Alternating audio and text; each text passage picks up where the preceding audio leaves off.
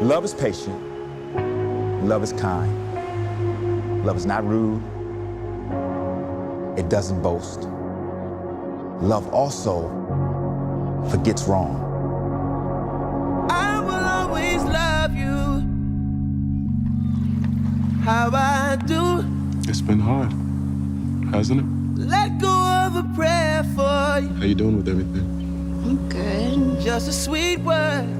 You know it's okay if you're not. The table is prepared for you. I'm trying to give you the tools to succeed in this world. It's not easy out there. Everything I do is for y'all. Everything. For each of you guys, what did you personally take away from your characters? I think with Tyler, it was just a lot of learning to forgive yourself and understand that, you know, a lot of your own fears about your self-worth and your relationships with others kind of stems from other things and other family traumas.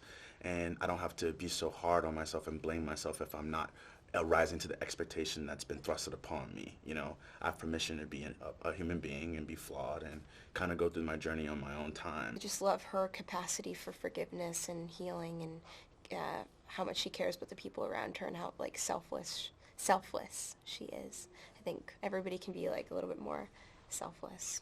Took away a lot. Like, I had a really powerful just experience playing that character, and I kind of like every night going back to my room like would kind of like reflect and write letters to my younger self, and also with my mother. Like, I think she was really young when she had me, and she was in a bit of a similar situation, so I think as you know, we didn't have the best relationship growing up, and I feel like it brought us closer because it helped me to have more compassion and forgiveness and understanding. This film is riveting, and it has so many aspects to it, from kind of like a dysfunctional family, which I feel like everybody kind of comes from, love, forgiveness, everything. And in my mind, as I sat there, all I could think about is mental health.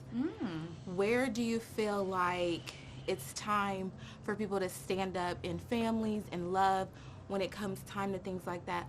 When can we stand up to say it's time to go, or at least it's time to be like, hey, we have to get the mental health together, especially to be a family, because your character was really about family, but what about the mental health? You know, it's so interesting. My character is a therapist, and not only is she a therapist, her son, his job is to dictate, to write down the notes of her therapy sessions. That's how intimately connected they are and focused they are, quote unquote, on mental health. Sure. And yet,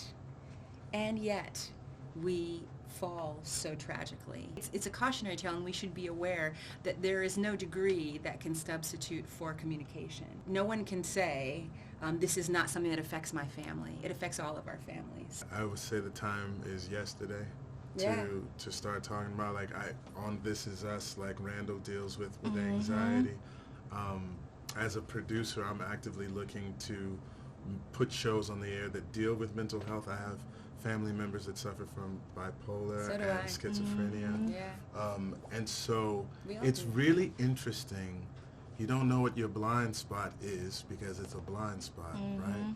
And similar to what Renee said, someone sometimes have to ask for help, or you have to know, they have to communicate to you like what's going on inside of their mind so that you can get them the help that they need. And then you have to be open to it. But what if they don't? Because Tyler's character, he didn't know how to open up because he had such a domineering father. So when is it time to be like, intervene when they're not asking?